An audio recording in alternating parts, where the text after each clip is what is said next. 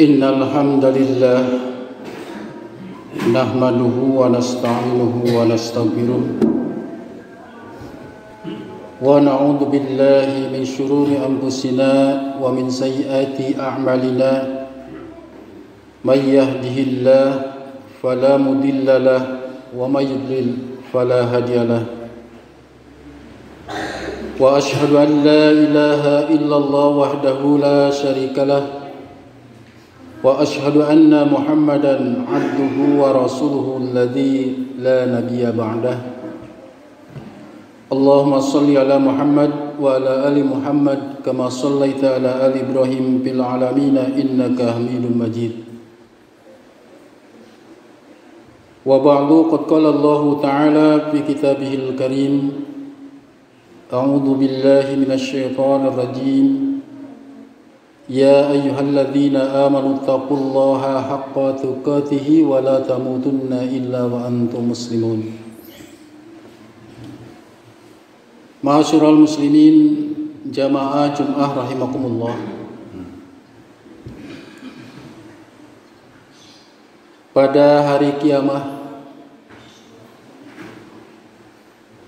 umat manusia terbagi kepada dua golongan, yakni golongan yang selamat dan golongan yang celaka. Di antara golongan yang celaka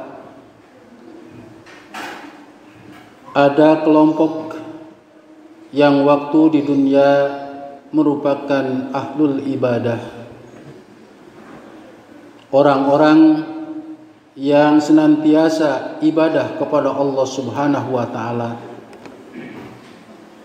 Namun demikian, ibadah yang mereka pahami hanya terbatas kepada hubungan kepada Allah Subhanahu wa ta'ala, atau menurut istilah para ulama dengan ibadah mahdoh.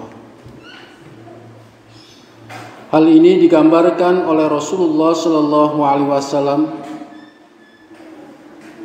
yang hadis tersebut diriwayatkan oleh Imam Muslim dari Abi Hurairah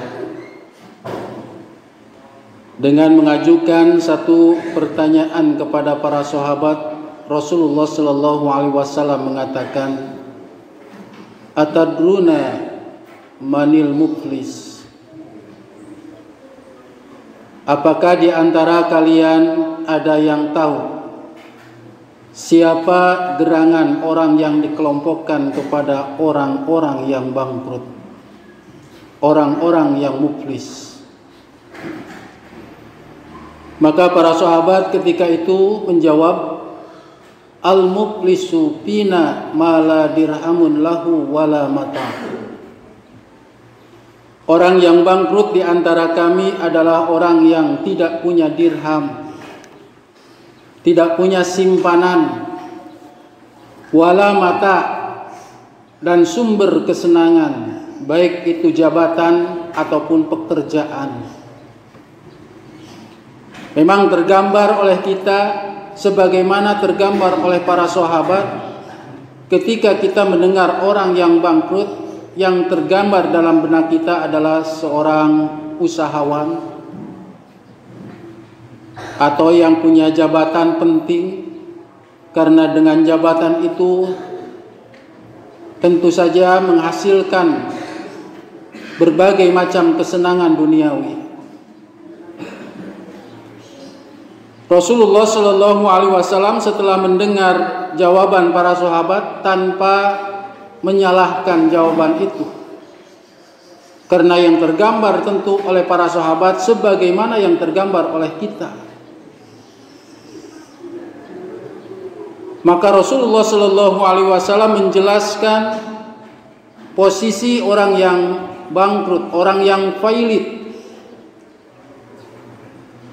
Sabda Rasulullah Shallallahu Alaihi Wasallam, "Innal muflisa min ummati ya'ti yaumal qiyamah."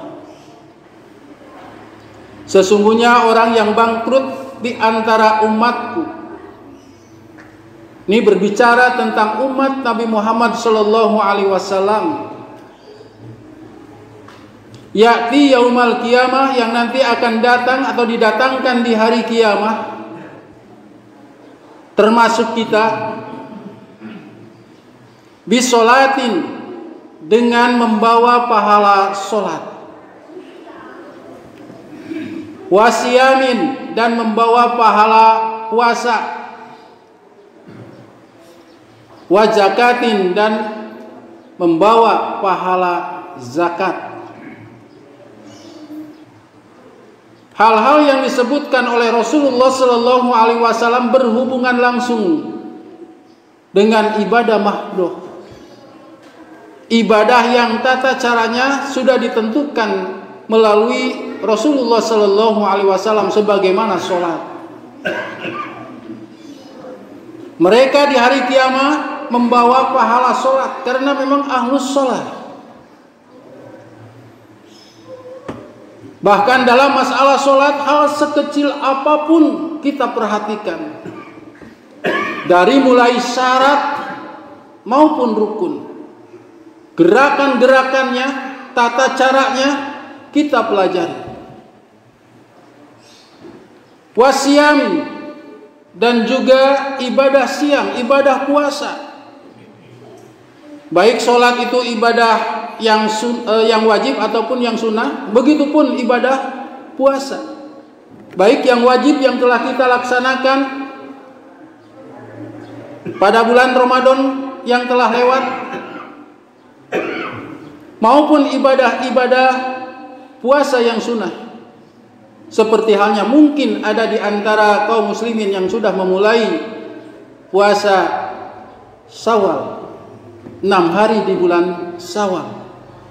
Karena kita menyadari, kita paham bahwa pahala orang yang berpuasa di bulan Syawal atau 6 hari di bulan Syawal akan menambah puasa Ramadan kita seolah-olah pahalanya menjadi 1 tahun. Bukan 6 hari menjadi 1 tahun, tapi puasa Ramadan ditambah 6 hari, maka pahalanya seolah kita berpuasa siam selama 1 tahun penuh, sebagaimana sabda Rasulullah Sallallahu Alaihi Wasallam bahwa ibadah siang di bulan 6 hari di bulan Syawal seolah-olah man soma Ramadana summa atba'hu sittan min Syawal kana kasyamid dahri. Siapa yang berpuasa bulan Ramadan lalu diikuti oleh 6 hari di bulan Syawal, dia seolah-olah berpuasa pahalanya menjadi 1 tahun penuh. Wajakatin, begitu juga masalah zakat, yang ada takaran-takaran tertentu, ketentuan-ketentuan tertentu, baik itu 2,5%, 10%, 5%, ataupun seperti zakat fitri yang sudah kita keluarkan di akhir-akhir Ramadan,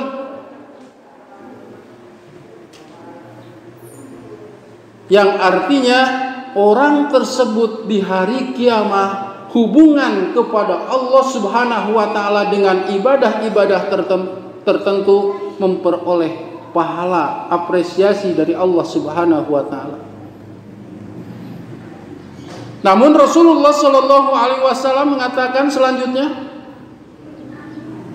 wa ya'ti biha qad satama hada wa qadafa hada wa akala mala hada wa sabaka dama hada wa daraba hada. Di samping membawa pahala-pahala salat, saum, zakat, dia juga membawa dosa-dosa. Qad satama hada, pernah mencaci maki. Wa qadafa hada, pernah menuduh. Wa akala mala hada, pernah memakan harta orang lain dengan tidak halal. Wa sabaka dama hada, pernah membunuh, mengalirkan darah. Wa daraba hada, pernah menyakiti seseorang. Di samping pahala yang sudah kita bawa, lalu didatangkan dosa-dosa yang pernah kita perbuat. Coba bandingkan antara pahala yang berhubungan dengan Allah Subhanahu wa taala dengan dosa yang berhubungan dengan sesama makhluk. Maka kata Rasulullah, "Fayu'ta hadza min hasanatihi wa hadza min hasanatihi. Fa in paniyat hasanatuhu qabla ayyuqdama alaihi turiha alaihi faturiha finnar." Seandainya pahala-pahala dari ibadah mahdoh kita habis untuk menutupi kesalahan-kesalahan yang diakibatkan sesama makhluk atau kepada makhluk yang lain, dan ternyata tidak bisa menutupi kekurangannya, faturiha alaihi, lalu ia akan dilemparkan sisanya itu, dosanya itu kepadanya. Summa turiha finnar, lalu menjadi ahli neraka, dilemparkan ke neraka. Jadi ada ahli ibadah yang nanti di hari kiamat akan dilemparkan ke neraka karena kurang memperhatikan hablum minan nas. Erat kaitannya dengan sesama makhluk.